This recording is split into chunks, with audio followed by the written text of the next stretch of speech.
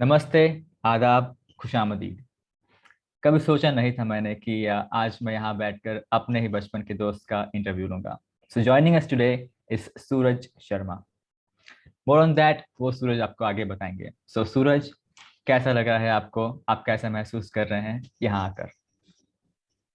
जी, सबसे पहले तो आप सभी को जी। श्री रामनवमी की हार्दिक शुभकामनाएं। और जैसा कि आपका सवाल था, जैसा कि आपको महसूस हो रहा है, मुझे भी ऐसे ही महसूस हो रहा है। वैसे आपको तो एक्सपीरियंस है, आपने 3 4 या 5 मतलब जितने भी आपने पहले इंटरव्यूज वगैरह किया हम्म। है। लेकिन अगर कहा जाए तो ये मेरा दूसरा या तीसरा इंटरव्यू है, जी। जो कि आज तक मैं मतलब मुझे इंटरव्यू वगैरह में उतना विश्वास नहीं है, क्योंकि मैं ज्यादातर टाइम नहीं दे पाता हूँ। हम्म। मेरा खासकर लाइफ का जो टाइम है वो सब लोगों के लिए है, अपना पर्सनल इश्यूज और सोशल इश्यूज जो भी है, मैं ये सारी चीजों में ध्यान देना ज्यादा पसंद करता हूँ। जी। मतलब मुझे इतना वो गौर नहीं करना, मतलब मैं ये नहीं चाहता कि लोग मुझ पर ज्यादा गौर करें। बस मैं ये चाहता हूँ कि मेरे आसपास जो लोग हैं उन पर काम हो जाए, हम्म। बस इतना। तो इतना ज्यादा तो एक्सपीरियंस नहीं है, लेकिन अब आप मेरे बचपन के दोस्त भी हैं और आपके साथ आज बैठा हूँ, तो मैं सोचा कि चलो आपसे बात ही हो जाए तो अच्छा है। जी। मैं अपने दर्शकों को ये बताना चाहता हूँ कि सूरज लोगों के बीच में ज्यादा रहना पसंद करते हैं। जब भी मैंने इनको देखा है, ये कभी अकेले नहीं रहते या फिर किसी के पास जाएंगे, किसी की समस्याओं को सुनेंगे। एज ए सोशल वर्कर ये बहुत ज्यादा एक्टिव है। इनको लोगों से कनेक्ट करना बहुत पसंद है, खासकर जहाँ ये रहते हैं। सूरज झारसुगुड़ा से हैं, वो आपको आगे बताएंगे अपने बारे में। लेकिन आप इनको हमेशा एक फ्रेंडली वे में देखेंगे। सो सूरज, क्यों सब ऐसा नहीं करते? ये तो है कि आप में ये क्वालिटीज कहाँ से आई? जैसे कि आपने अभी बताया, हम्म। एक्चुअली ये क्वालिटीज की जो बात है, ये कई सारे होते हैं कि कुछ लोगों को उनके फादर से मिलती है, मतलब अच्छी शिक्षा जो होती है, उन्हें सिखाया जाता है कि हाँ चल, आपको को इस तरह से रहना है, आपको अपने दोस्तों की मदद करनी है।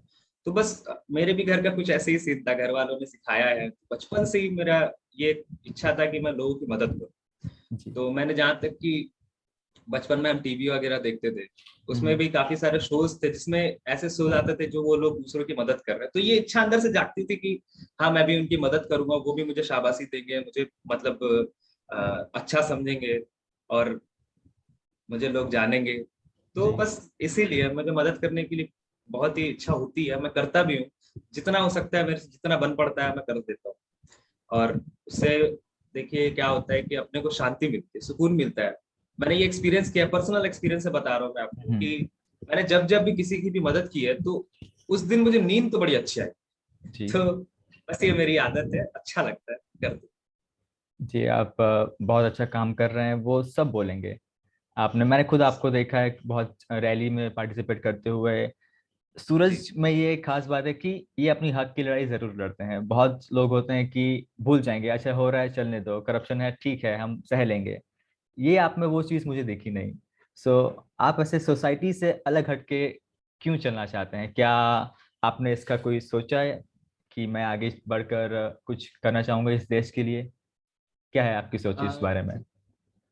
जी, एक्चुअली क्या है, जैसा कि आपने बताया सोसाइटी से हट के, तो मैं अगर मैं देखूं तो 10 में से 2 या 3 लोग ही ये करते हैं, ऑफ जिसमें कोर्स। से वो उन 2 और 3 लोगों में से मैं भी हूँ। तो मेरा मानना ये है कि देखिए, जैसा आपने बताया, एक एग्जांपल दिया था कि करप्शन है तो रहने तो हम 200 300 रुपए देकर अपना काम करवा लेंगे। तो हम्म। एक्चुअली ये गलत है, क्योंकि वो 2 300 रुपए कमाने में भी लोगों को मेहनत लगता है। तो आप बेवजह वो 2 300 रुपए दे के अपना काम जो करवा रहे हैं, क्यों करवाएं, जबकि गवर्नमेंट आपको पर्टिकुलर कोई काम देता है। तो गवर्नमेंट जब जैसे भी कोई संस्था या कुछ भी निकालती है ना, तो वो पूरे लोगों के लिए फ्री ही होता है। तो हम्म। आप उस काम को करवाने के लिए अगर आप उनको घूस दे रहे हैं, आप उनको पैसे देते हैं कि मेरा काम जल्दी हो जाए या मेरा काम करवा दो पहले, तो ये सब चीजें ठीक नहीं है। क्या है, सरकारी काम एक सिस्टम में हो तो बहुत अच्छा है। हम्म। अगर जिन इस मतलब करप्शन की वजह से क्या होता है कि जिनको जरूरत नहीं, जिनको जरूरत नहीं उनका काम हो जाता है जल्दी, और जो जरूरतमंद रहते हैं वो पीछे छूट जाते हैं, उनका काम रह जाता है। जैसे कि मैं बात करूं प्रधानमंत्री आवास योजना, हम्म। तो मैंने देखा है कि कई सारे अच्छे अच्छे लोग, अच्छे अच्छे घर के लोग, जिनके पास ऑलरेडी घर है, जिनके नाम पे घर है, जमीन है, जायदाद है, उनका पर्टिकुलर बिजनेस चल रहा है, ऐसे ऐसे लोगों को भी प्रधानमंत्री आवास योजना मिला है। बताइए उनको क्या जरूरत है। उन्हें आवास योजना मिल जाता है, वो अपने जमीनों में घर बना लेते हैं और उस घर को वो भाड़े पे लगा रखे, उससे वो मतलब कुछ पैसे कमा रहे हैं, जिनसे, जबकि उनका घर तो पहले से चल रहा था, उन्हें उसकी जरूरत नहीं। और मैंने अभी भी काफी गरीबों को देखा है, मैंने पर्टिकुलर झारसुगुड़ा में हमारे बहुत सारे एरिया है जहाँ पे कुछ लोग हैं जिनको जिनको आज तक घर नहीं दिया गया है। वो आज भी छोटे छोटे घर बना के वो ईटा और मिट्टी का घर बनाते हैं, अपने हिसाब से अपने हाथों से बनाए वाले घर में रहते हैं। तो उनको पर्टिकुलर आज तक वो घर अलाउ किया नहीं गया है, ना उनको रहने की कोई जगह दी गई है अच्छे से। वो बरसात में वो पानी उनके घर के अंदर जा रही है, धूप में कहीं कहीं घर में छेद है, वो धूप डायरेक्ट उनको अंदर जा रहा है, जी और ठंड में वो सिकुड़ के सो रहे हैं। मतलब जो भी प्रथा, जो भी संस्थाएं निकालती है सरकार, जो भी किसी भी चीज के लिए, किसी भी गरीब के लिए अगर कुछ संस्था निकलती है तो गरीब को पर्टिकुलर मिलना चाहिए। जी। तो इसी वजह से मैं उनके लिए खड़ा होता हूँ कि हाँ मुझे ये करना, ये चीज बदलना है। देखिए क्या होता है कि एक बार में सारी चीजें नहीं बदलती। कई बार ऐसा होता है कि आज मैं खड़ा हूँ, हम्म। कल को मेरे साथ दो लोग और खड़े होंगे, उनके साथ दो और, दो और, इस तरह से धीरे धीरे करके सभी लोगों को ये समझ आएगा कि क्या करना चाहिए, क्या सही है, क्या गलत। तो जी बस बस। इसीलिए इसी चीज में मैं जुड़ा हुआ हूँ और यही चीज करने की कोशिश कर रहा जी मैं आशा करता हूँ कि आप ऐसे ही जुड़े रहें। आप जो कर रहे हैं मैं हमेशा उस काम में आपका सपोर्ट करता रहूंगा। वो आप जानते ही होंगे, हमने इस विषय में पहले भी बात की थी। मुझे पता है आप किन किन विषयों से जुड़े हुए हैं। आपने हमारे हूँ। साथ ही जाके बहुत बार उनकी मदद की है, उनकी बात सुनी है। किसी किसी प्रोटेस्ट या रैली में हम भी आपके साथ गए थे। सो जी पता है ये इतना जल्दी बदल नहीं सकता, लेकिन अगर कोशिश ही नहीं करेंगे तो ये फिर कभी बदलेगा भी नहीं। और उस कभी दिशा नहीं। में आप सही जा रहे हैं। दुख होता है जैसे आपने बताया कि जिन योजनाओं का फायदा जिनके लिए है उनको ही नहीं मिलता। बीच में मिडिल मैन आके जो क्या बोलते हैं, कुछ ऐसा होता है कि वो लोग ले जाते हैं सामान, और जिनको मिलना चाहिए उनको, अगर गवर्नमेंट की तरफ से आ रहा है 1,000 रुपया, तो उनको शायद 200 या 300 ही पहुंचता है। बिचौलिए बीच के जी सब ले जाते हैं। आज जी बाय द वे, अगर आप नहीं जानते, झारसुगुड़ा एक उड़ीसा का हिस्सा है, एक डिस्ट्रिक्ट है उड़ीसा का। एक इंडस्ट्रियल टाउन माना जाता है, यहाँ पे बहुत सारी इंडस्ट्रीज भी हैं। सो आप देख सकते हैं उड़ीसा प्रोग्रेस कर रहा है, लेकिन फिर भी जहां तक अगर पॉलिटिकल पार्टीज के कुछ यूथ लीडर्स नहीं होंगे सूरज के जैसे, तो चेंज थोड़ा मुश्किल है। जी सूरज। जी। चेंजेस, बदलाव लाने के लिए हमारे, मैं तो बस यही कहना चाहूंगा आपके शो के तरफ से। माध्यम से। आप, हाँ जी, आपके शो के माध्यम से यही कहना चाहूंगा कि जैसे कि मैं कुछ करना चाह रहा हूँ, तो हम्म। आप भी मेरे साथ जुड़िए। अगर आपको जो सही लगता है, जो भी गलत लगता है, गलत के खिलाफ खड़े होइए, सही के साथ खड़े होइए।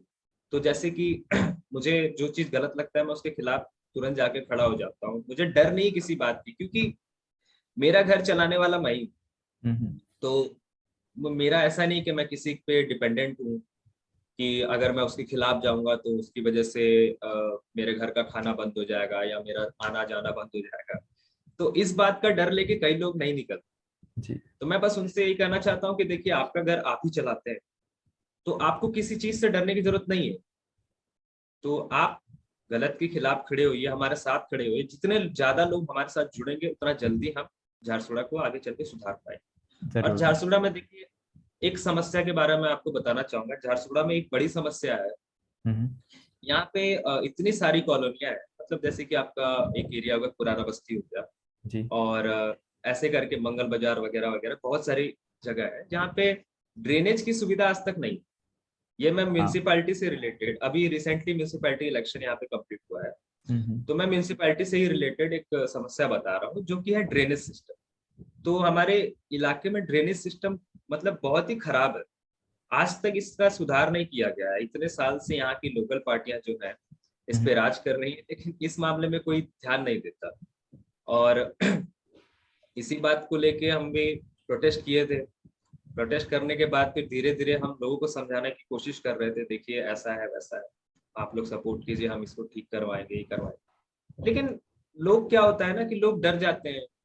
कुछ लोग 500 रुपए में बिक भी जाते हैं। मतलब उनको 500 रुपए उनको अगर दे दिया जाए, तो वो हम्म। अपना मत बेच देते हैं, अपना जो वोट है।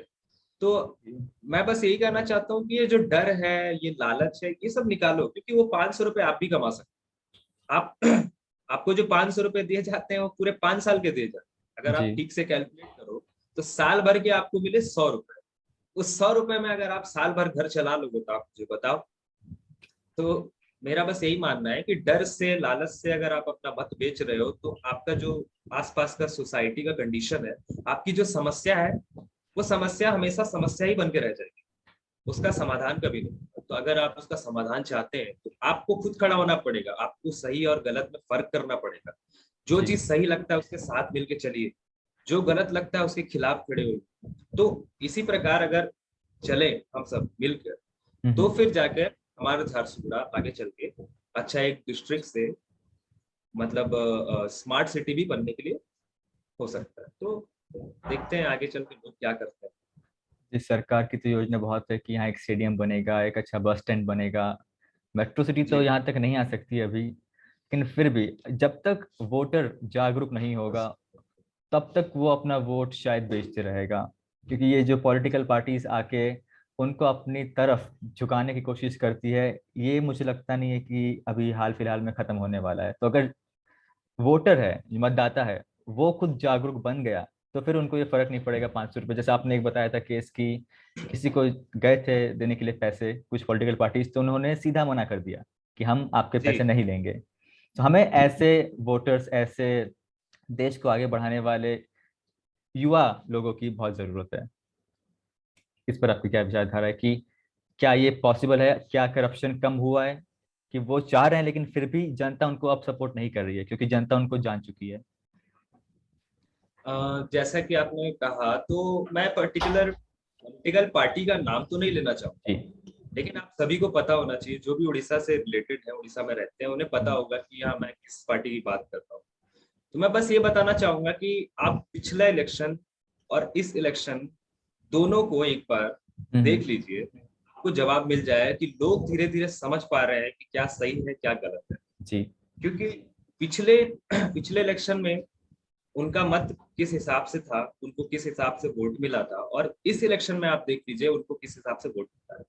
तो ये दोनों में आपको बहुत ही बड़ा एक फर्क देखने को मिलेगा। वो जो फर्क है वही हमारे जो हमारा जो अभियान है कि हम जनता को जागरूक कर रहे हैं, हमारे इस अभियान का एक रिजल्ट, वो जो आपको जी। डिफरेंस मिलेगा, वही हमारा एक रिजल्ट।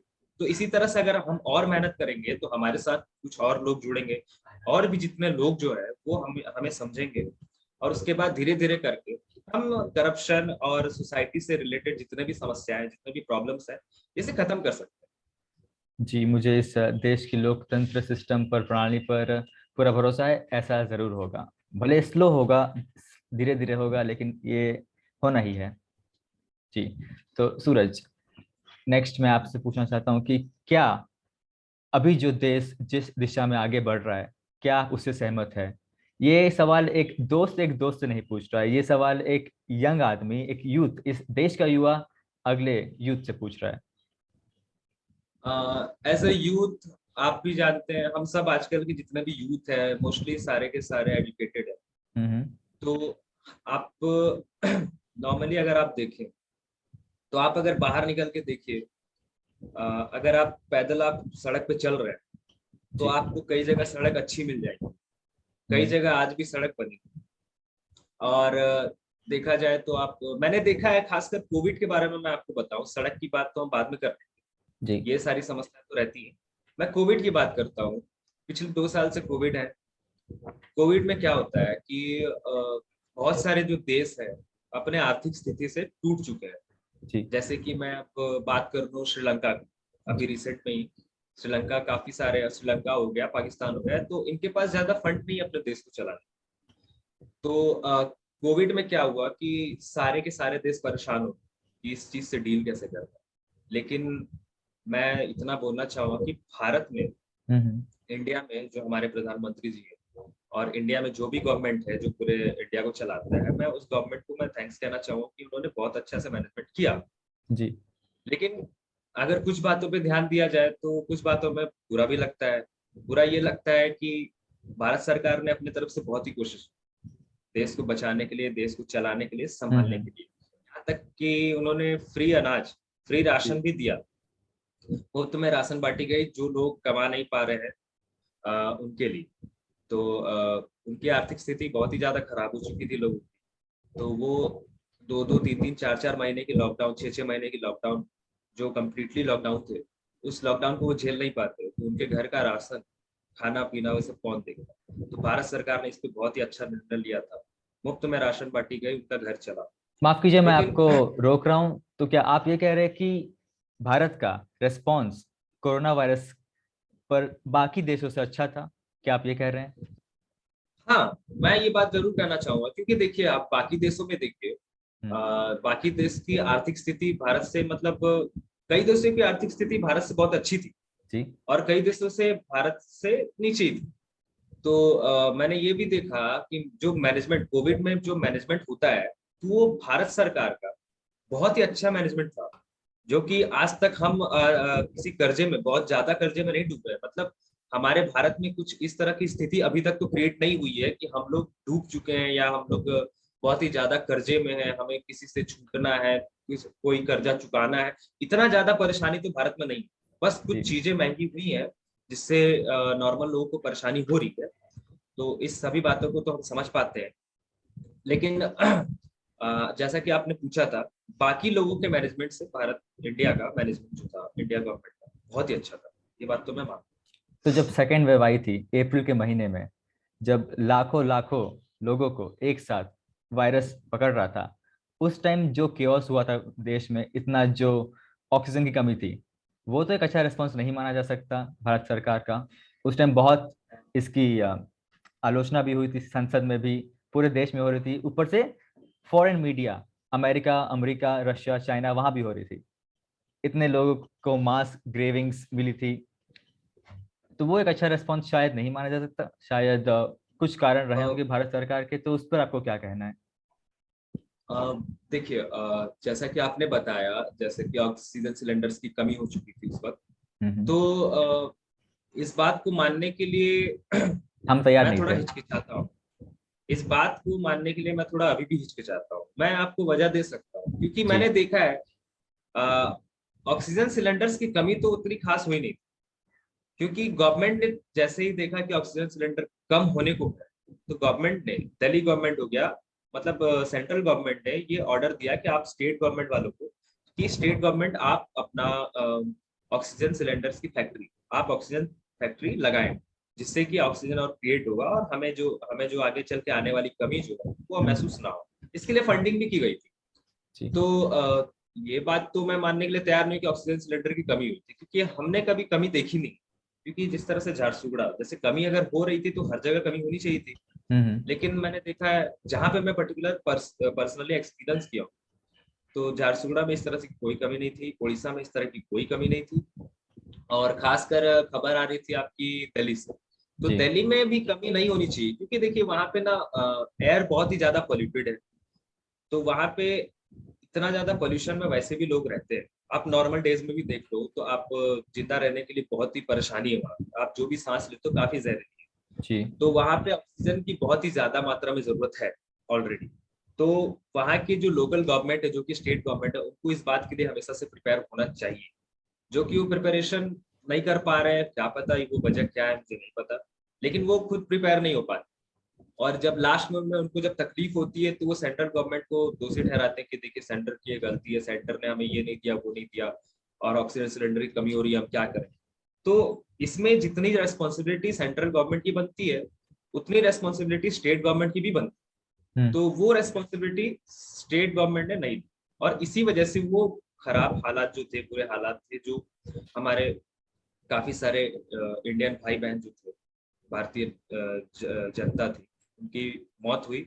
इस बात में बहुत ही दुख प्रकट करता हूँ। लेकिन जी। ये जो रेस्पॉन्सिबिलिटी थी, वो दिल्ली गवर्नमेंट को लेनी चाहिए थी, जो कि उन्होंने ठीक से नहीं ली, और सीधा के सीधे सारा जो गलतियां थी वो स्टेट गवर्नमेंट में थोपना चाहते, सॉरी सेंट्रल गवर्नमेंट में थोपना चाहते थे। तो ये उनके, मेरे तरफ से एक, मुझे लगता है कि ये गलत है, जो ऐसा नहीं होना चाहिए।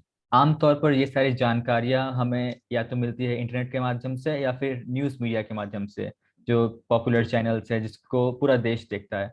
तो क्या हम्म। उनकी जो हम वो हमें जो दे रहे हैं इंफॉर्मेशन, जो जानकारी हमें दे रहे हैं, क्या उन पर हम 100% विश्वास कर सकते हैं? क्या वो किसी पॉलिटिकल पार्टीज के साइड झुकाव नहीं रख सकते? वो मुझे नहीं लगता अ, कि हमेशा सच बोलते होंगे, वो कुछ ना कुछ वहां भी मिक्स होता होगा। मैं आपको बता दूं, जैसा कि अभी तक मैंने आप सभी को जितनी बातें बताई है, या जी। आपके और हमारे बीच जितने भी सवाल और जवाब हुए हैं, ये सभी सवाल और जवाब से बस एक ही चीज दिख रही है कि सूरज बीजेपी की ओर से ज्यादा बोल रहा है। ऐसा जी। आपके जनता को महसूस होगा। जी, हम लेकिन किसी मैं पॉलिटिकल आपको एक पार्टी को सच्चाई एंडोर्स बता दूं। नहीं करते हैं। जी। जी। जैसा कि मैंने अभी तक मैं बोला, हम्म। आप सभी को लगता हो कि मैं सेंट्रल गवर्नमेंट की तरफ ज्यादा बोल, लेकिन मैं आपको एक सच्चाई बता दूं, मैं पर्टिकुलर किसी पार्टी से नहीं, मेरी सभी पार्टी से समस्या भी, लेकिन जो सही है मैं वो सही बोलूंगा, जो गलत है वो गलत बोलूंगा। जी। तो जहां तक मीडिया की बात है, मैंने ये देखा है कि मीडिया वाले हमारे सेंट्रल गवर्नमेंट की बहुत ही ज्यादा सपोर्ट करते हैं। वो आप ओपोजिशन पार्टी को वो खड़े ही नहीं होने देना चाहते। जैसे कि जो पार्टी पिछले हम्म। 60-70 साल से राज कर रही थी, उन्हें आज गलत बताया जाता है। जी। तो मैं मेरे हिसाब से गलत तो नहीं था, क्योंकि जब वो 60-70 साल राज कर रहे थे, तब भी तो मीडिया उनके अंदर में थी, सरकारी रेलवे उनकी थी, सारी मतलब जो भी सुविधाएं की गई है उन्हीं के राज में की गई है।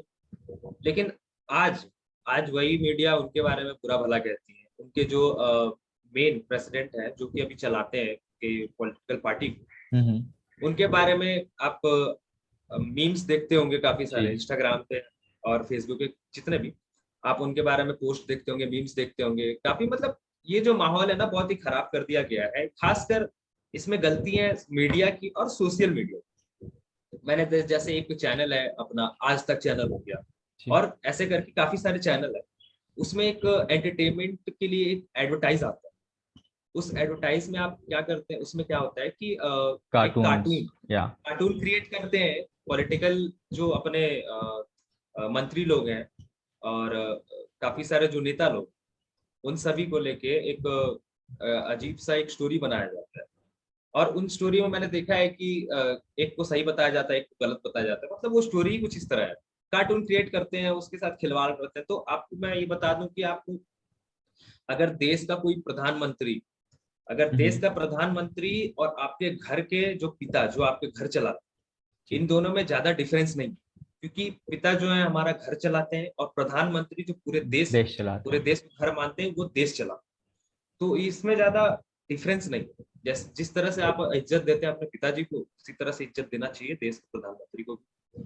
तो मैं बस यही कहना चाहूंगा कि पिछले 60-70 साल भी कोई एक प्रधानमंत्री थे जिनकी इज्जत आज भी करनी चाहिए। क्योंकि भाई वो पिछले 60-70 साल देश को चलाए हैं। इतना हम्म। करने के बाद देश आज यहाँ तक पहुंचा है कि हम इतना एजुकेटेड हो पाए हैं। क्योंकि मैंने देखा है, लोग क्या करते हैं कि वो पिछली पार्टी को खराब बुरा भला बोलना शुरू कर देते हैं, और आज जो सरकार में उनको अच्छा बताते हैं। तो मैं ये ये गलत है। सोचना, अब मैं मेरे दिमाग में ये सोच आता है एक बार के लिए कि ये, अगर वो बुरा है तो वो बुरा क्यों, और ये जी। अच्छा है तो अच्छा क्यों। आपके पास वो रीजन होना चाहिए। अगर आप उसको बुरा या इसको अच्छा कह रहे हो, तो आपके पास वजह होनी चाहिए पर्टिकुलर कि आप वो बुरा क्यों है या वो अच्छा क्यों। जी। मैं बस यही कहना चाहूंगा कि मीडिया का बहुत बड़ा रोल है। मीडिया का ही रोल है, जो मीडिया हमें बताती है कि ये बुरा है या ये भला है। तो मीडिया का बहुत बड़ा रोल है। मैं बस यही चाहूंगा मीडिया से कि मीडिया हमेशा अच्छा और सही और सच न्यूज दिखाए, जो कि लोगों तक पहुंचती है, और लोग उसे अपने हिसाब से उस न्यूज को लें। और लोगों के ऊपर ये होता है कि वो उसको सही मानते हैं या गलत मानते हैं। लोगों के ऊपर डिसीजन है कि वो उस न्यूज को किस तरह से लेते हैं।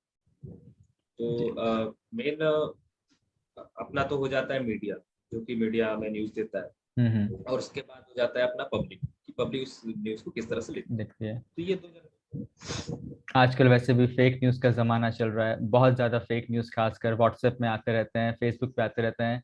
इन पर कुछ हद तक लगाम तो लगा चुके हैं, सरकार ने दबाव डाला कि कंपनीज इसको रोकने के लिए कुछ कुछ करे, लेकिन फिर भी न्यूज़ मीडिया, सोशल मीडिया वो देश का आईना जैसे होती है, वहाँ क्या चल रहा है वो युवा ज़रूर देखते हैं कम से कम। भले हमारे आपके हमारे माँ बाप उतना ना देखें, लेकिन हम आगे हैं, हम आगे के फ्यूचर है इंडिया के, भारत के। सो इससे कहीं ना कहीं कुछ फर्क पड़ जाता है। और आगे बढ़ने से पहले मैं सबको ये बताना चाहता हूँ कि ये चैनल द प्रियांश खौरियार शो, और मेरे माध्यम से मैं ये हमेशा नहीं चाहता बिल्कुल कि किसी प्रकार का फेक न्यूज़ यहाँ से फैले। हम किसी भी पॉलिटिकल पार्टी या राजनीतिक दल को सपोर्ट नहीं करते हैं। हमारा काम है, मेरा काम है, और जो मैं गेस्ट ला रहा हूँ उनका यही काम है कि वो आके देश की समस्या के बारे में बातचीत करें, उनका क्या हल निकल सकता है। तो वही इस इंटरव्यू का गोल है, वो मेन कारण है जिसके लिए हम ये चीज कर रहे हैं। सो अगर किसी को ऐसा लगे कि ये किसी को सपोर्ट कर रहे हैं, जी ऐसा बिल्कुल भी नहीं है। आप सपोर्ट करते हैं सूरज? जी वैसे अगर कहा जाए तो मैं किसी पर्टिकुलर पॉलिटिकल पार्टी की तरफ से नहीं हूँ, मैं एक सोशल वर्कर वर्कर। हूँ आप या। समझ लीजिए। मैं चाहता हूँ सोसाइटी के लिए काम करना, मैं किसी पार्टी की तरफ से नहीं हूँ। लेकिन मैं ये जो भी है कि अगर कोई पार्टी हमारे एरिया में राज में, और अगर वो कुछ अच्छा करता है तो मैं उसको सपोर्ट जरूर करूंगा। जी। लेकिन अगर वो कुछ गलत करता है तो मैं उसके खिलाफ भी खड़ा हूँ। तो मैं किसी पॉलिटिकल पार्टी को सपोर्ट नहीं करता, मैं सही और गलत को support तो भविष्य में क्या आप किसी पॉलिटिकल पार्टी को ज्वाइन करना चाहेंगे जिनकी विचारधारा आपसे मेल खाती हो? क्या आपने ऐसा कुछ सोचा है? मैंने पॉलिटिकल पार्टी के बारे में इतना सोचा नहीं है, लेकिन अगर जी। देश की सेवा करने के लिए, अपने लोगों की सेवा करने के लिए, अपने लोगों का सपोर्ट करने के लिए, और अपने एरिया की समस्या को अगर कम करना है, खत्म करना। जी। देखिए मैं कम करने में विश्वास नहीं रखता हूँ, मेरा विश्वास यही है कि खत्म कर, कोई भी प्रॉब्लम हो उसे खत्म कर दो ताकि वो आगे चल के कभी आपको परेशान दोबारा ना करे। जड़ से खत्म तो करने के लिए। अगर जी, तो मेरा विचार तो बस यही है कि अगर ये करने में मुझे कुछ भी करना पड़े तो मैं उसको करने के लिए तैयार हूँ। अगर आगे चलकर कोई भी पॉलिटिकल पार्टी मुझे इस काम करने के लिए सपोर्ट करती है तो जी। मैं उस पार्टी को ज्वाइन करूंगा और उनके साथ मिलकर मैं अपने एरिया के अपने लोगों की समस्या को खत्म। तो क्या समस्याएं आपको दिखती है कंस्टिट्यूएंसी लेवल पर जिससे आप अपने तरीके से सोच रहे हैं कि आप उसको हल कर सकते हैं? जी। प्रॉब्लम्स तो होंगी, हर जगह होंगी, इंडिया में है, इंडिया के बाहर भी है। तो जी खासकर अगर हम बात करें अगर हमारे लोकल एरिया की, जी मैं भी झारसुगुड़ा से हूँ, सूरज भी झारसुगुड़ा से ही है, हम बहुत पास रहते हैं। तो मुझे प्रॉब्लम पता है वहाँ की क्या है, और सूरज को मुझसे अच्छा पता है क्योंकि ये ग्राउंड लेवल पे काम कर चुके हैं। इन्होंने घर घर जाके पूछा है लोगों से कि क्या समस्या है, आप मुझे बताइए, मैं जाके आपको रिप्रेजेंट करूंगा, हो सकता है गवर्नर के सामने या फिर कलेक्टर के सामने। तो क्या प्रॉब्लम्स आपने देखी थी अभी तक जिसको आप सॉल्व करना चाहते थे लेकिन आपको अभी मौका नहीं मिला, या अगर आपको मौका मिला तो आप क्या बदलाव लाना चाहते हैं? जी खासकर जहाँ से मैं बिलोंग करता हूँ, जी। खासकर हम रहते हैं पुराना बस्ती। जी। तो पुरानी बस्ती में सबसे बड़ी समस्या ये है कि यहाँ पे एक पुराना बस्ती तालाब है जो काफी पुराना तालाब है।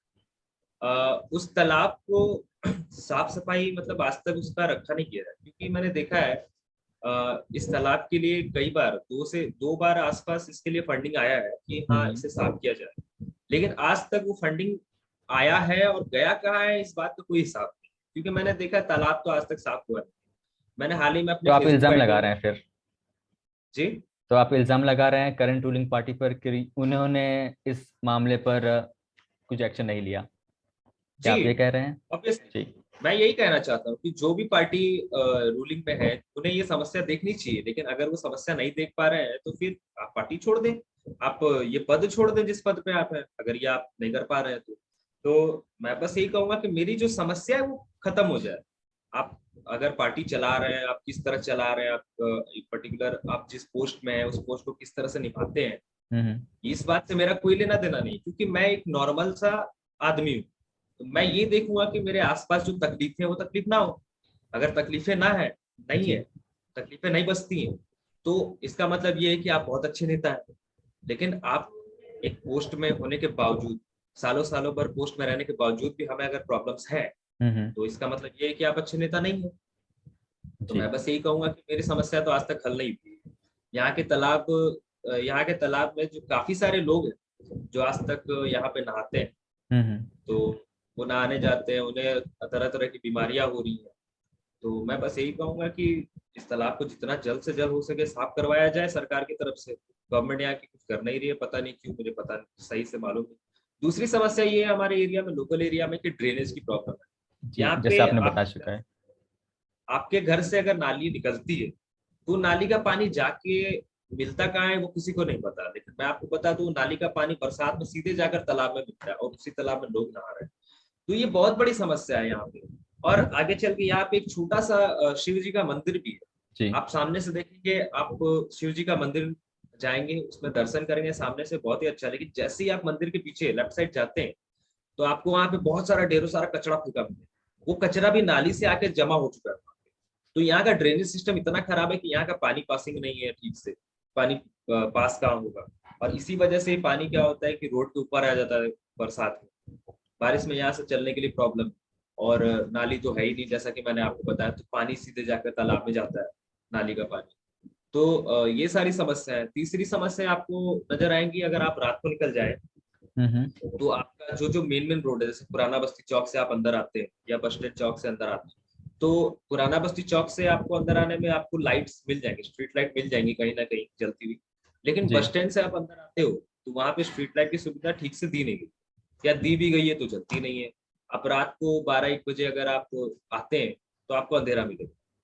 और आप थोड़ा सा और अंदर आ जाए झाड़ेश्वर वाले रास्ते पे, झाड़ेश्वर मंदिर हमारा जो यहाँ पे है, उस रास्ते पे अगर आप चलते हैं तो थोड़ा आगे जाएंगे तो आपको स्ट्रीट लाइट की सुविधा मिलेगी, लेकिन उसके हम्म। बाद जो कुछ गलियां वहां से निकली है, कुछ रास्ते वहां पे निकले हैं, उस रास्ते में आज तक स्ट्रीट लाइट दी गई ही नहीं है। तो आप वहां से अगर गुजरेंगे तो आप रात को फिर आप अपनी मतलब समस्या हो सकती है वहां पे कुछ किसी प्रकार की भी।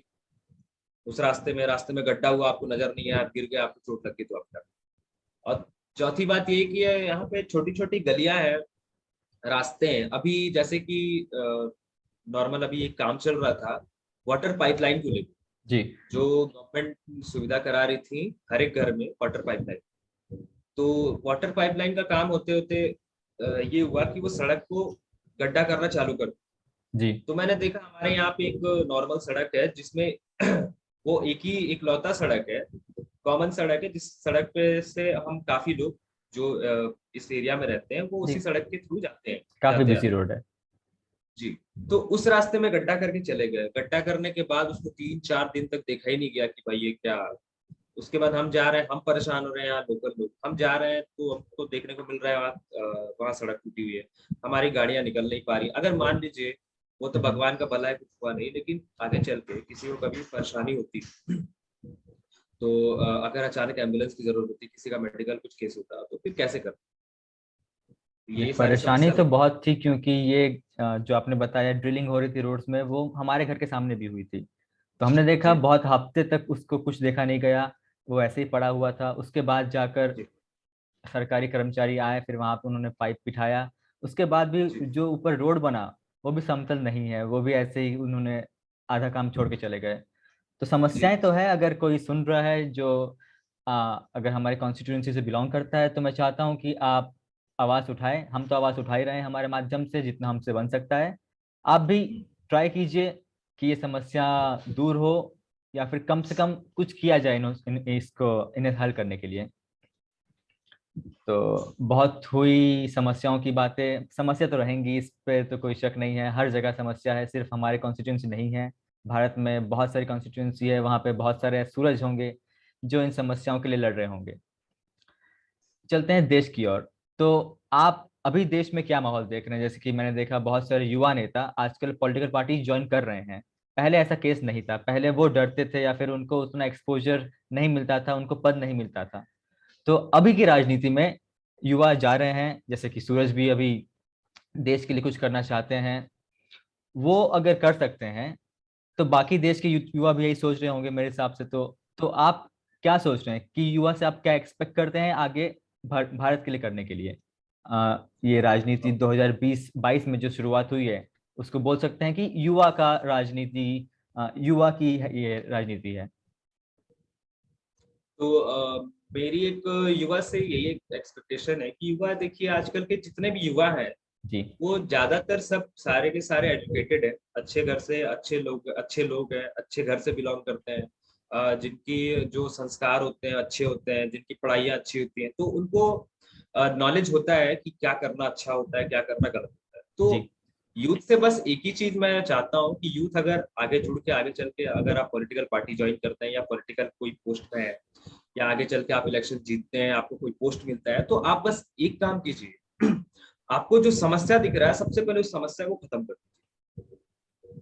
जिससे बहुत ही जो गरीब लोग हैं, खासकर आप नीचे से देखिए, गरीब लोगों को जो ज्यादा समस्या है वो हम्म। समस्या को आप खत्म कीजिए।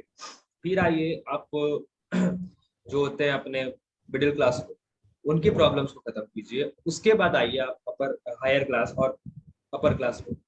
तो इससे क्या होगा कि आप सारे लोगों की समस्या खत्म करेंगे, आप अच्छे नेता बन सकेंगे। और आपका सबसे बड़ा ये रोल ये होना चाहिए कि आप अपने जिस तरह से आप इलेक्शन में मतलब खड़े होते हैं और इलेक्शन में आप अच्छे अच्छे वादे करते हैं कि हम ये करेंगे वो करेंगे, उन वादे को निभाना है। आपका जी रोल यही होता है कि आप उस वादे को निभाएं। तो बस मैं यही कहना चाहूंगा कि यूथ जहां तक जुड़ रहे हैं, यूथ को ये समझना चाहिए कि आगे चल के देश का हालात क्या होने वाला है। उस चीज के ऊपर, उस चीज को लेके वो काम करे, ताकि सभी लोगों की जो आर्थिक स्थिति है खासकर वो अच्छी हो जाए। मैं जहां तक देख रहा हूँ कि आर्थिक स्थिति बहुत ज्यादा खराब हो चुकी है कोविड के बाद लोगों की। तो जी अभी की जो करंट राजनीति है, मैं इन राजनीति में यही कहना चाहूंगा कि अगर आप राजनीति करना चाहते हैं तो आप ये कीजिए कि आप जितने भी गरीब लोग हैं या जो मिडिल क्लास है, जो कि अभी लोअर क्लास हो चुके हैं कोविड की वजह से, जी जिनका घर नहीं चल पा रहा है कोविड की वजह से, तो इसके कोविड के बाद जो आप सबसे बड़ी समस्या को जो हल करेंगे, सबसे बड़ी समस्या यही है कि आप उनको उनके वापस जो पहले थे अच्छे थे, जो बेटर थे, उसी हाल में उनको वापस से लेके आए। जैसे कि अभी उनके हालात अभी ठीक नहीं, कुछ जी लोगों का घर नहीं चल रहा है, कुछ लोगों को खाना तक नसीब नहीं होता है, वो दिन भर कमाते हैं और रात को घर आके खाते हैं। वो दिन का कमाया हुआ वो रात को खाते हैं, मतलब दिन में उनको दो टाइम, दो वक्त की रोटी मिलती है बस। तो बस यही चाहूँ कि उनकी आर्थिक स्थिति को फिर से आप स्ट्रांग बनाएं।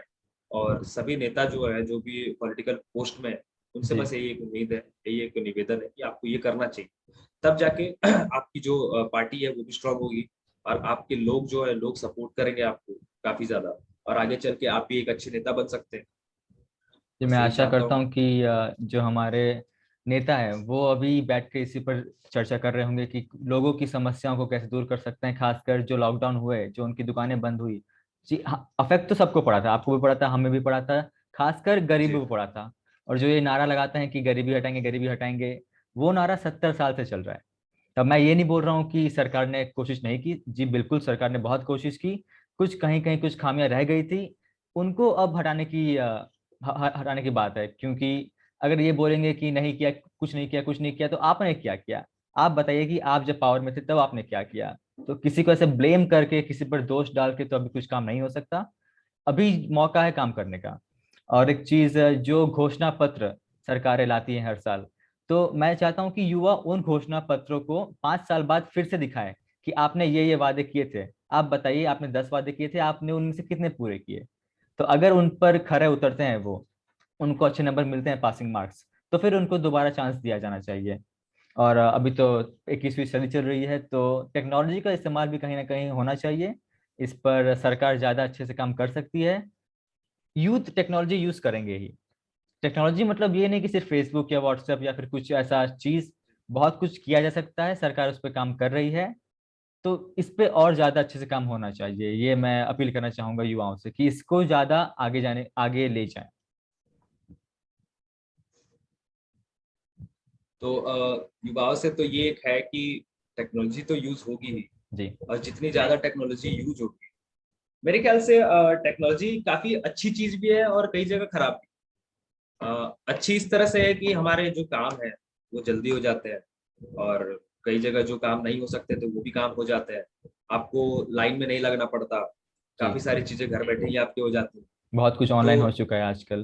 जी, तो ये सारी चीजें एक तरह से अच्छी तो है, लेकिन मैंने इससे देखा है कि इससे काफी लोगों को परेशानी भी हुई है। जैसे कि अ, आपका ये हो जाता है जी, आपको इसमें क्या परेशानियां दिख रही हैं? क्योंकि मैंने तो अभी सुना नहीं ऐसा कुछ। जी बताइए, आपकी क्या मेरी विचार है? परेशानियां बस ये कि जैसे जैसे टेक्नोलॉजी बढ़ रही है, जी। कुछ लोग अनएम्प्लॉयड होते जा रहे हैं। जैसे कि जो लोग कुछ कुछ काम करते थे, उनके हम्म। काम छूट जाते हैं, क्योंकि उनके काम ने उनके उनका जो पर्टिकुलर काम था उस काम को आजकल मशीनें कर, टेक्नोलॉजी आप कर। तो इससे क्या होता है कि उनका जो काम है वो छूटता जा रहा है। बस यही एक परेशानी, लेकिन वैसे कुछ कोई परेशानी नहीं है, क्योंकि टेक्नोलॉजी को आगे बढ़नी चाहिए, लोगों को भी इसके साथ बदलना चाहिए, क्योंकि ये बदलाव जरूरी था, जरूरी है और आगे चल के भी रहेगा। ये बदलाव होना एक अच्छा है। लेकिन वो जो लोग जिनके पास अब नौकरियां नहीं है, उन्हें भी कुछ, सरकार को कुछ करना चाहिए कि इनके पास भी कुछ नौकरियां, वो भी कुछ कमा सके, उनका भी घर चले। उनके जी, बारे में भी सोचना चाहिए। एक चीज है कि आप रोक नहीं सकते इस चीज को, टेक्नोलॉजी आएगी, बढ़ती रहेगी, नई नई टेक्नोलॉजी आती रहेंगी, तो इनको रोका जी। जा सकता नहीं है। और एक चीज है, जैसे आपने कहा कि बहुत लोगों की नौकरियां चली गई, तो मैं हम्म। ये मानता हूँ कि अगर वो उतने स्किल्ड नहीं है कुछ काम करने के लिए, और अभी ऐसे ही किसी पोस्ट पे थे जिन जो उनको किसी वजह से मिल गई थी, अगर वो डिजर्विंग नहीं है, अगर उनकी क्षमता नहीं है वो काम करने की, तो फिर उनको वो काम नहीं देना चाहिए। ये मेरा मानना जी। है। भले उनकी जॉब जाएगी, ये तो होना ही था, आगे भी होगा ऐसा। तो अगर वो स्किल्ड नहीं है तो किसी और को मौका मिलना चाहिए। टेक्नोलॉजी भले आ रही है तो टेक्नोलॉजी इंसान की मदद ही करेगा, वो उसको रिप्लेस करेगा जरूर, लेकिन मदद भी बहुत कुछ कर रहा है। तो वो शायद दोनों बैलेंस आउट हो जाता है। जैसा कि आपने कहा कि टेक्नोलॉजी आएगी, इसे रोका नहीं जा सकता, तो देखिए रोकना मैं भी नहीं चाहता हूँ, क्योंकि मैं भी बहुत खुश हूँ। जैसे कि हमारे पास पहले एक छोटा सा फोन होता था, नोकिया। जी, हम उसे चलाते थे, उसे में सारे काम, मतलब कुछ कुछ काम हो जाते थे उसमें, मैसेज आप भेज सकते थे, उसमें फोन कर सकते थे। लेकिन आज हमारे पास एक स्मार्टफोन आ जाता है जिसमें हम सारी चीजें कर लेते हैं। हमारे बैंक के ट्रांजेक्शन हो गए, हम ऐसे और बात कर मतलब, सकते हैं। जी, जैसे कि अभी आपकी और हमारी बात हो रही है, ये सब हमने कभी सोचा नहीं था आज से पंद्रह बिल्कुल सत्रह नहीं। साल पहले कि ऐसा हम इस तरह से एक दूसरे से कनेक्ट हो पाएंगे। मैं आपको देख सकता हूँ घर बैठे, और आप अपने घर में बैठ के आप हमें देख सकते हैं। तो ये सारी चीजें बहुत ही अच्छी हैं। लेकिन मेरे कहने का मतलब ये है कि जो लोग काम कर रहे थे, जिनका घर चलता था उस काम से, अगर टेक्नोलॉजी की वजह से उनका घर उजड़ जाता है, आप जो कह रहे हैं कि उनको तो जॉब से निकलना ही था, वो स्किल्ड नहीं है, तो मैं पहले जी, आपको ये बता दूं कि पहले के एजुकेशन इतनी अच्छी सिस्टम नहीं थी। पहले इतने अच्छे से एजुकेशन नहीं मिलता था, या पहले के लोगों की आर्थिक स्थिति भी इतनी अच्छी नहीं थी कि वो लोगों को ज्यादातर अच्छे से पढ़ा सके, करा सके, कुछ बड़ा बना सके। तो उनकी आर्थिक स्थिति इतना उनको सपोर्ट नहीं कर पाती। तो लोग क्या करते थे, ज्यादातर पढ़ नहीं पाते थे। जी, अब उनको लेकिन फिर भी घर तो चलाना है, क्योंकि उनके घर में उनका परिवार है, उसे खाना खिलाना है, रखना है, जीना है। तो इस वजह से वो जॉब करने आते थे, और जो भी जॉब उनको मिलती थी वो करते थे। जी, तो अगर टेक्नोलॉजी की वजह से उनकी जॉब जाती है, तो उनके जो डेली लाइफ है, उनके जो फैमिली है, उस अकेले पे नहीं, उनके चारे जो, मतलब जितने भी लोग उनकी फैमिली में इन्वॉल्व है, सभी को जी, प्रॉब्लम होती है इसका। तो ये मैं चाहता हूँ कि टेक्नोलॉजी आगे बढ़े, लेकिन उनकी फैमिली को प्रॉब्लम ना हो। मतलब अगर इस चीज से वो निकलते हैं, तो कोई दूसरी जॉब उनको दी जाए कि जहाँ तक वो अपना घर चला सके। तो मेरा जी, मानना वो, ये है कि बेरोजगार ना हो।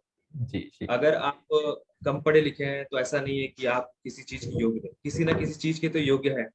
तो आप वो जरूर, काम कर सकते हैं, उस काम में आपका घर चल सकता है। और अगर जैसे कि आप सबसे ज्यादा पढ़े लिखे हैं, आपको ज्यादा किसी चीज की नॉलेज है, आप उस काम को कर सकते हैं। तो इसका मतलब ये है कि आपका घर चलेगा। और जी, जैसे कि मैं कम पढ़ा लिखा, तो मुझे जॉब नहीं मिल पा रही है, तो इसका मतलब ये है कि मैं मेरा घर नहीं चलेगा। मतलब अगर मैं कम पढ़ा लिखा हूँ, मुझे जॉब नहीं मिल रही है, तो मेरा घर नहीं चलेगा। तो ये जो सिस्टम है, ये नहीं होना चाहिए। मैं चाहता हूँ कि अगर जो बिल्कुल पढ़े लिखे नहीं है, या जो कम पढ़े लिखे हैं, या वो जो ज्यादा पढ़े लिखे हैं, जिन्हें ज्यादा नॉलेज है, जिन्हें ज्यादा स्किल, मतलब ऐसे करके जो स्टेज है, सभी स्टेज वालों को, सभी को नौकरियां मिलनी चाहिए, सबका घर चलना चाहिए, किसी का घर कभी रुकना नहीं चाहिए। बस यही चाहता जी। ये तो आपका बड़प्पन है कि आप बोल रहे हैं कि आप कम पढ़े लिखे हैं। मैं आज दर्शकों को बताना चाहता हूँ कि सूरज बीकॉम कर रहे हैं अभी, तो आप ऐसा नहीं बोल सकते। आप बहुत पढ़े लिखे हैं, आपको समझ है कॉमर्स की, फाइनेंस की, कि क्या चल रहा है देश में, क्या होना चाहिए। और हूँ। जी। आशा करता हूँ कि अगर आप कभी ज्वाइन करते हैं पॉलिटिकल पार्टी, तो आप एक अच्छा नेता बनेंगे। जैसे कि आपने बात की कि पहले एजुकेशन सिस्टम अच्छी नहीं थी, जी मैं मानता हूँ नहीं थी, लेकिन पिछले साल या एक साल पहले सरकार ने अनाउंस किया कि वो ला रहे हैं नेशनल एजुकेशन पॉलिसी 2020। तो मैंने वो पॉलिसी जी। पढ़ी है, पूरी पढ़ी है, और मुझे उसमें बहुत कुछ अच्छा दिखा, जो अगर हम ग्राउंड लेवल पर इम्प्लीमेंट कर सकें, स्कूल्स को, कॉलेजेस को अगर सुधार सकें, तो इससे देश को बहुत ज़्यादा फायदा होगा।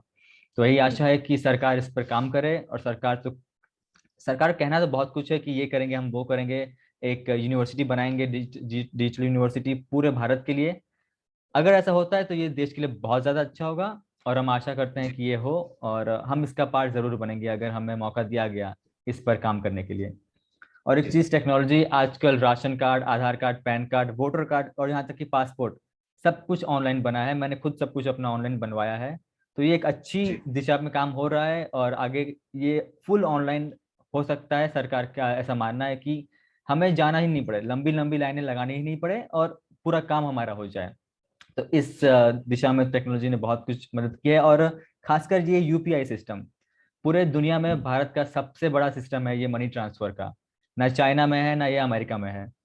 तो ये एक मतलब बाकी कंट्रीज हमसे पूछते हैं आके कि आपने ये कैसे किया। इतने 1.25 करोड़ बिलियंस 1.3 बिलियन लोगों के लिए इतना बड़ा सिस्टम लाना बहुत बड़ी बात है, और इस पे सरकार को पूरे अंक मिलने चाहिए। तो क्या आप जी। सोचते हैं कि सरकार ने ये किया या फिर ये होना ही था? जी, जहां तक मैं मानूंगा सरकार ने इसे अप्रूव किया है, सरकार ने इसे आगे बढ़ाया है, मतलब बढ़ाने का कोशिश किया है, तो सरकार को इसके लिए बहुत बहुत धन्यवाद। जी। लेकिन ये इसका सबसे बड़ा जो श्रेय जाता है उस पर्टिकुलर उस इंसान को, लोगों को जो इस तरह का आइडिया लेके आते हैं। जैसे कि आप मेरे ख्याल से आप इंजीनियरिंग करते हैं, जी। तो आप ही लोग हैं जो देश के लिए नई नई चीजों को बनाते हैं, नई नई चीज को लाते हैं।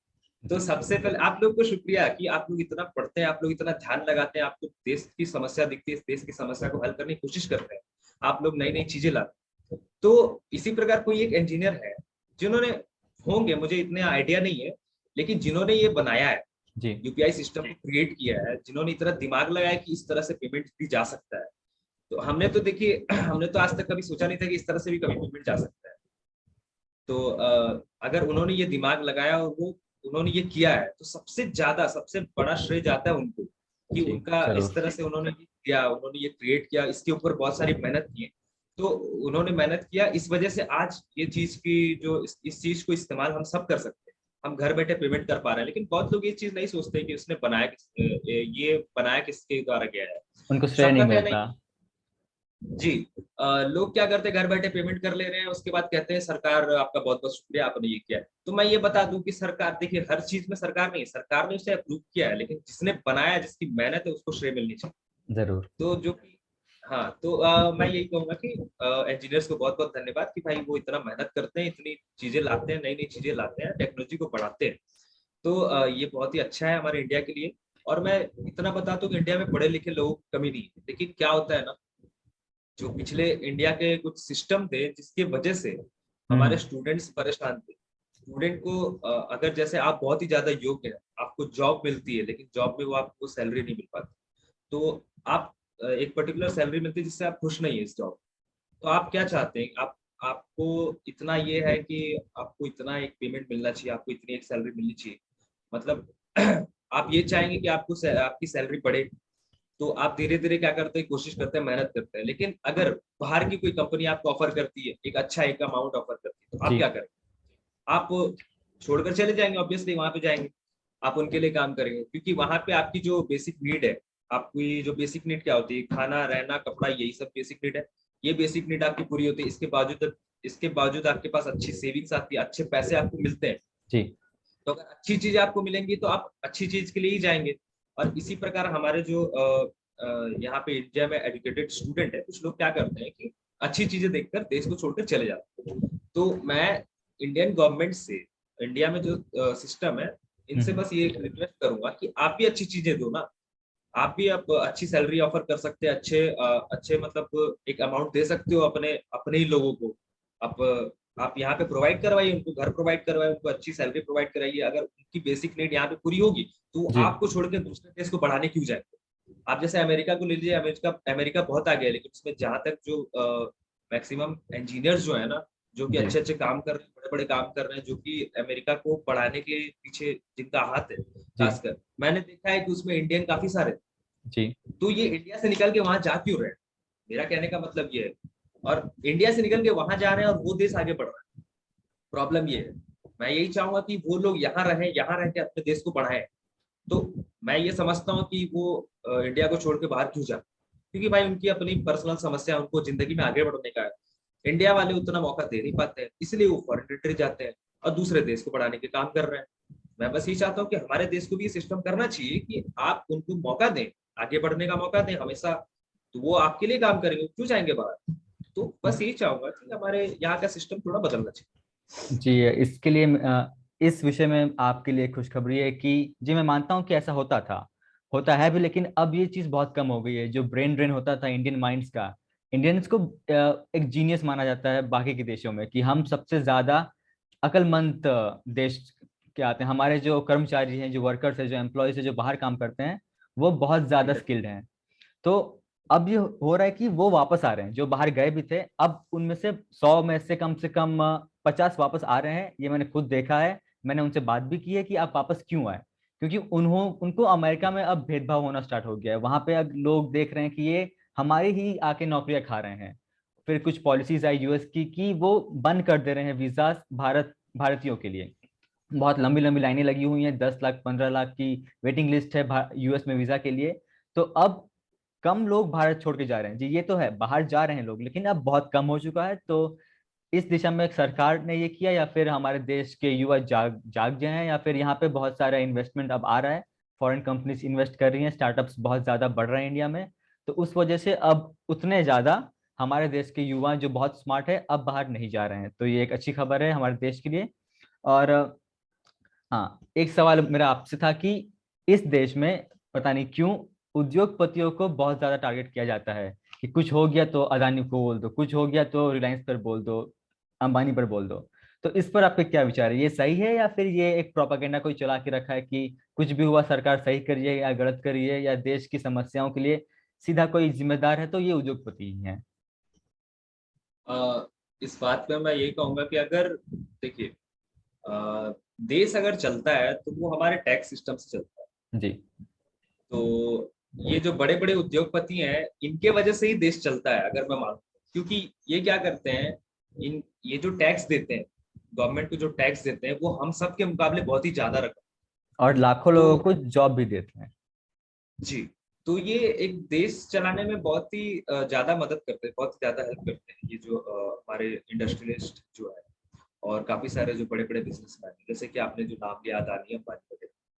तो ये तो हमारे देश चला रहे हैं, चलिए ठीक है, मैं मानता हूँ इन्होंने, इनका बहुत बड़ा हाथ है हमारी हेल्प करने में, हमारी मदद करने में, देश चला। लेकिन गवर्नमेंट को फिर भी मैं देखूं, जैसा कि हम न्यूज सुनते हैं कि कुछ भी हो रहा है तो अरे अंबानी का हो रहा है, अदानी का हो रहा है, और किसी का नहीं हो रहा है। तो मैं ये बता दूं कि ये सब जो सोच है वो गलत है। क्योंकि जो इंसान मेहनत करता है वो आगे जाए, उसको कोई रोक नहीं सकता। क्योंकि देखिए, तकलीफें तो सबको आती हैं, अगर उस तकलीफ को पार करके आप अगर आगे जा सकते हो तो आप भी आगे जा सकते हो। तो जी। आपको ये नहीं कह सकती कि अंबानी इतना बड़ा है बोल के उसका ऐसा हो रहा है, अदानी इतना अमीर है बोल के उसका ऐसा हो रहा है। ऐसी कोई बात नहीं है। गवर्नमेंट उनको सपोर्ट इस तरह से नहीं करती, जैसे नॉर्मल पब्लिक की सपोर्ट करती है गवर्नमेंट, उसी तरह से उनको करती है। जो भी संविधान है, संविधान में रह के ही उनका सपोर्ट किया जाता है, उनकी हेल्प की जाती है।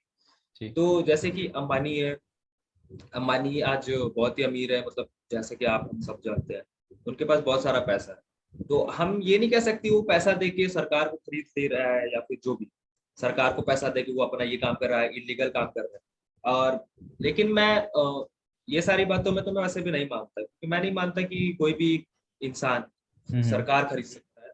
ये बात तो मैं नहीं मानता। लेकिन जैसा कि मेरा एक रिसेंट में एक न्यूज आई थी, आज से काफी वक्त पहले, हम्म। अदानी की, अदानी की एक शिप में कितना टन ड्रग्स पकड़ा जाता है।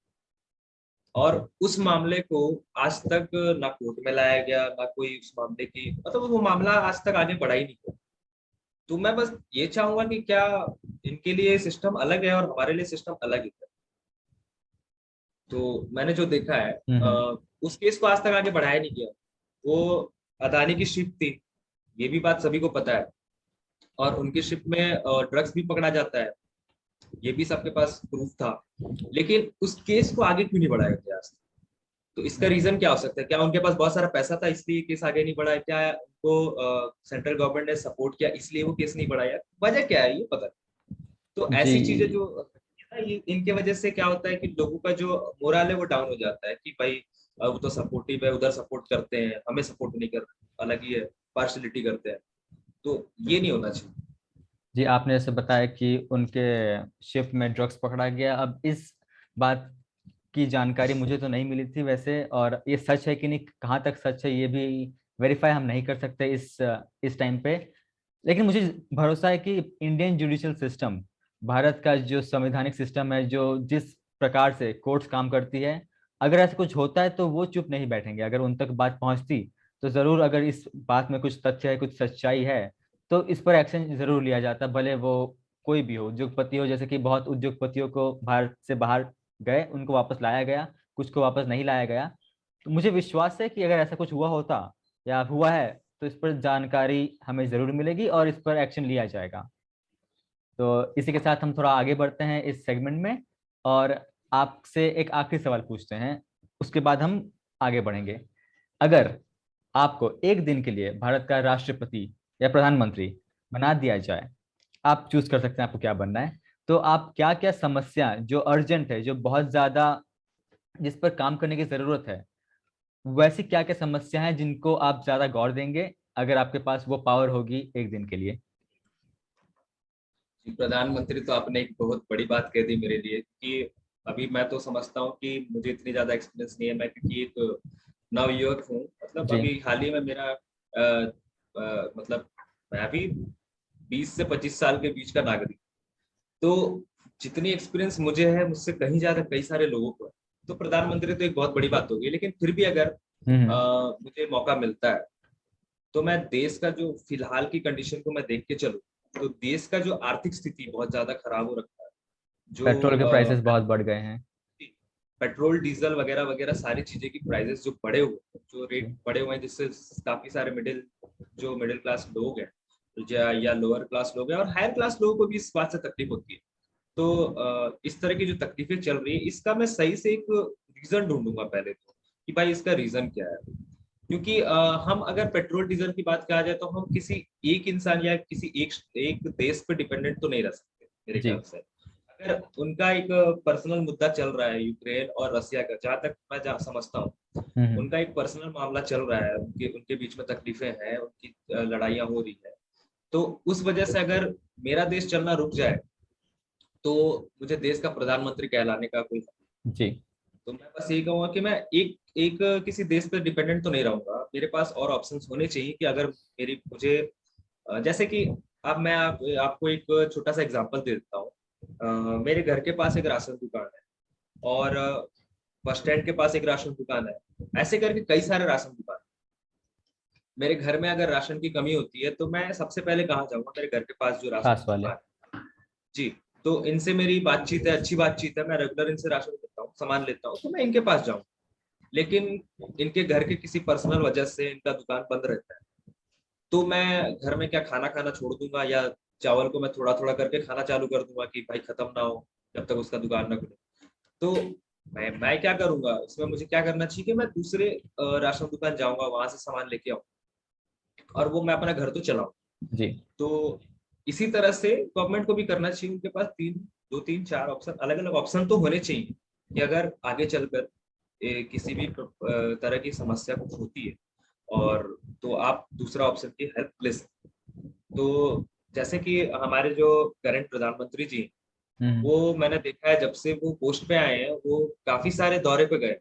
जी। जैसे कि अलग अलग देशों में अलग अलग लोगों से, अलग अलग प्रधानमंत्री, अलग अलग प्रेसिडेंट वगैरह से की मुलाकात हुई है।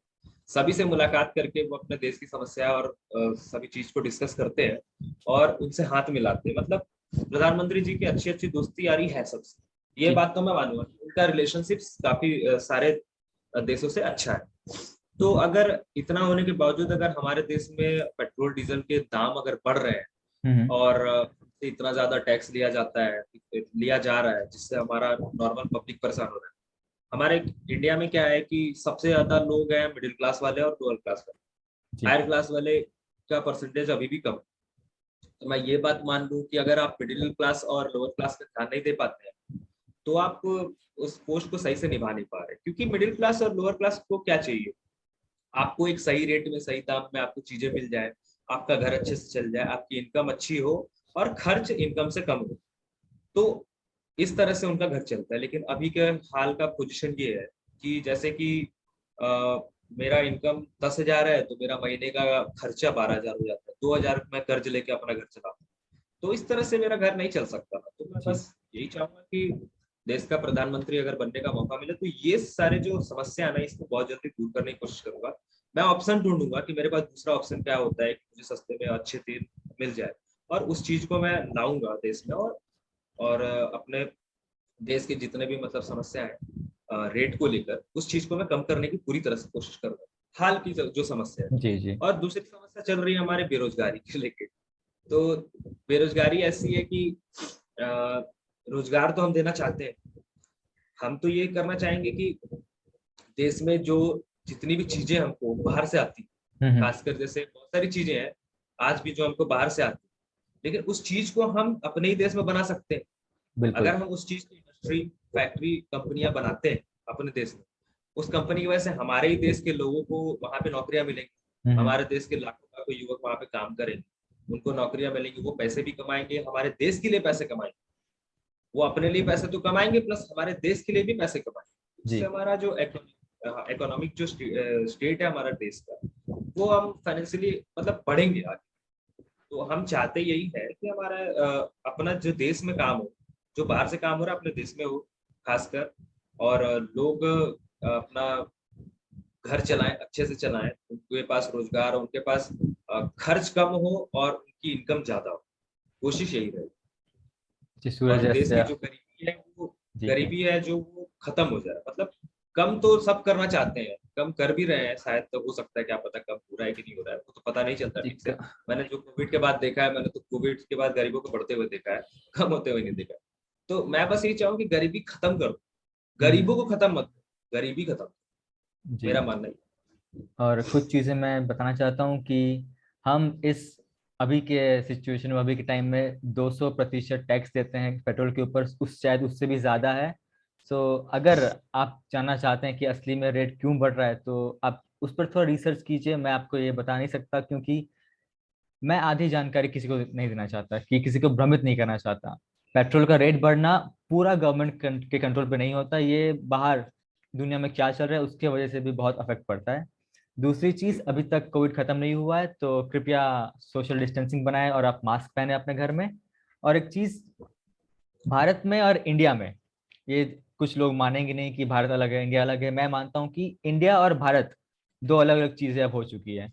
भारत वो देश है जो पहले हुआ करता था, जहाँ पे गरीब थे, गांव थे, हमारे नेता वहां पे काम किया करते थे। और इंडिया वो बन गया, एक अलग से समूह बन गया लोगों का, जहाँ पे बहुत ज्यादा एडवांसमेंट हो गया, जैसे मेट्रो सिटीज बन गई।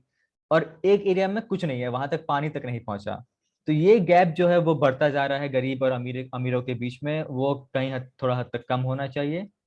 तो अगर आपका कुछ विचार है इस पर तो आप बोल सकते हैं, फिर हम बढ़ेंगे। फिर हम इस सेगमेंट को एंड करेंगे, बहुत ज्यादा हो गई है पॉलिटिकल बातें। जी, जैसा आपने बताया है, बहुत ही अच्छी बात बताई आपने, जो डिफरेंस क्रिएट करते हैं, जैसे एक गांव हो गया और एक शहर हो गया। जी तो मैंने देखा है कि लोग गांव छोड़कर शहर में आते हैं कमाने के लिए। तो क्या हम, हमारे पास ये नहीं है कि हम उस गांव को इतना डेवलप कर दें कि लोग, वो गांव के लोग गांव में ही काम कर सके। वो इस तरह से अगर हो सकता है तो वो अपने ही घर के आसपास ही काम करेंगे, और रात होते ही अपने घर जाके अपने ही घर वालों के साथ, अपने परिवार के साथ खाना खा के सोएंगे। इससे जी। उनको ज्यादा सुकून मिलेगा। तो मैं गवर्नमेंट को गवर्नमेंट से मेरी एक अपील है कि वो इस तरह से कुछ करें, जो गांव के लोग, जिसे हम अभी कोविड में देखे हैं, एक नया वर्ड सीखने को मिला है, प्रवासी मजदूर। जी तो मैंने ये देखा है कि भाई प्रवासी मजदूर कोई बनना नहीं चाहता है। पूरा देश के जो सारे लोग हैं सबके सब मजदूर ही है। जी। हर एक इंसान किसी ना किसी के लिए मजदूरी ही कर रहा है। ये बात तो मैं मानता हूँ और मैं आपको भी बताना चाहूँ। तो जैसे कि प्रवासी मजदूर होते हैं, वो दूसरे स्टेट से आके दूसरे स्टेट में आकर काम करते हैं, या एक अपने घर छोड़ के दूसरे एक शहर में जाके काम करता है। कोई गांव छोड़कर शहर में आ रहा है, कोई अपना स्टेट, पूरा राज्य तो छोड़ के दूसरे राज्य में, जैसे कि मैंने देखा है बिहार के लोग, उत्तर प्रदेश के लोग और मध्य प्रदेश के लोग अपना स्टेट छोड़ के बड़े बड़े स्टेट में जा रहे हैं, जैसे महाराष्ट्र जा रहे हैं। जी। महाराष्ट्र में खासकर मुंबई एरिया में जाते हैं। और मध्य प्रदेश के लोग या छत्तीसगढ़ के लोग मध्य प्रदेश में जाते हैं, इंदौर जा रहे हैं, भोपाल जा रहे हैं।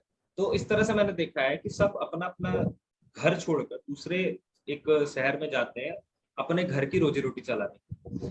तो सरकार को ऐसी एक सुविधा करनी चाहिए कि आप पर्टिकुलर उसी एरिया में, उसी लोकेलिटी में, उसी स्टेट में, उसी सिटी में, उसी डिस्ट्रिक्ट में उनको ऐसी काम दिया कंपनियां जाए। करें जहाँ पे उनको रोजगार दिया जाए। तो वो हम्म। अपना घर छोड़कर ज्यादा दूर होने जाने की कोई जरूरत नहीं पड़ेगी, वो अपने ही घर के आसपास ही काम करके अपना रोजगार करके अपनी घर चला सकते हैं, अपने घर की भी समस्या देख सकते हैं। ऐसे मैंने देखा है प्रवासी मजदूरों के घर में बहुत सारी समस्या होती है, जो कि जी लोग अपना घर छोड़कर, अपने परिवार को छोड़कर दूसरे एक स्टेट में जाके वहां पे काम करते हैं। और इस वजह से क्या होता है कि वो कई बार उनके कांटेक्ट नहीं हो पाते अपने घर में भी। उससे क्या, अगर उनके घर में कोई अचानक कोई समस्या आ जाती है जी तो उस समस्या का समाधान वो कर नहीं पाएंगे अचानक, या उनके घर में किसी को कोई तकलीफ हो जाता है तो वो 1-2 दिन बाद उस तकलीफ को ठीक करने के लिए पहुंचेंगे। जी और अगर वो तकलीफ को ठीक करने अचानक चले गए और अपने घर की तकलीफों को देखकर ठीक करके जब वापस आते हैं तो पता चलता है इनकी नौकरी किसी और को दे दी गई है। क्या जी हुआ कि अचानक जॉब छोड़कर गए, इसकी वजह से इनके जगह पे किसी और को रख दिया गया है, अभी यहाँ पे जॉब खाली नहीं। इस तरह की तकलीफें बहुत ज्यादा फेस करनी पड़ती है लोगों को। तो मैं बस यही देखना चाहूंगा कि सरकार ये करे कि आप उनको उनके लोकल एरिया में ही उनको जॉब दे, ताकि वो अपना रोजगार, अपना घर दोनों देख सके। जी, I hope government take initiatives to solve this problem. Government इस पर आए, आगे काम करे, हमारी समस्या को सुने। और जी अटल जी ने एक बहुत अच्छी बात की थी, अटल बिहारी वाजपेयी जी ने, कि पॉलिटिकल पार्टीज आती रहेंगी जाती रहेंगी, समस्याएं आती रहेंगी जाती रहेंगी, बस देश जी नहीं बिकना चाहिए और जी देश सही जगह में चलना चाहिए। तो इसी के साथ फिर हम अपने इस पॉलिटिकल डिबेट को एंड करते हैं और थोड़ा सा पर्सनल जाते हैं। तो मैं दर्शकों को बताना चाहता हूँ कि सूरज एक अव्वल दर्जे के सुरीले गायक हैं और उन्होंने मुझे बहुत सारे गाने सुनाए हैं, अपने मुझे ऑडियो क्लिप्स भेजी हैं। तो क्या आप थोड़ा सा एक छोटा सा नगमा सुना सकते हैं? मैं आपको ये नहीं कह सकता कि आपको सुनाना ही पड़ेगा, वो तो आपके ऊपर है, लेकिन आपके चाहने वाले बहुत है, अगर उनको आपसे 2 लाइनें सुनने का मौका मिले तो उन्हें भी अच्छा लगेगा। तो सूरज। हाँ जी जरूर। अगर आपने जितना तारीफ कर दिया उतना तो कुछ खास नहीं है, लेकिन हाँ, मुझे गाना गाना बहुत ही ज्यादा पसंद है बचपन से, जैसे कि आप मुझे जानते हैं। जी हम तो बचपन से ही दोस्त रहे हैं। आप मेरे को पर्सनली जानते हैं कि मुझे गाना गाना कितना पसंद है। और मैं हर एक सिचुएशन में गाना गाना चालू कर देता हूँ, या हम किसी भी टॉपिक में अगर बात कर रहे हो, वहां पे कोई वर्ड आ जाती है, जैसे कि किसी भी प्रकार का कोई वर्ड आता है तो उस वर्ड से रिलेटेड मैं गाना गाना चालू कर देता हूँ। तो ये मेरी आदत है। तो मैं हर एक सिचुएशन को बड़ा आराम से लेता हूँ, उसको जी। मजाक में ही लेता हूँ। जैसे कि कोई भी भारी से भारी प्रॉब्लम हो, बहुत ही ज्यादा दिक्कत हो, उस हम्म। बात को भी हमेशा मैं मजाक में ले लेता हूँ, और मजाक मजाक में वो सॉल्व भी हो जाता है। ये भगवान जी की बहुत ज्यादा कृपा है शायद मुझ पे कि वो चीज सॉल्व हो जाता है। तो हंसते खेलते गाते हम्म। मेरी सारी समस्याएं दूर हो जाती हैं। तो आज रामनवमी का पावन अवसर है। जी। तो श्री रामनवमी के अवसर पे मैं बस एक राम जी का गाना है आपको सुनाना चाहूंगा कि ladies and gentleman, presenting Suraj Sharma.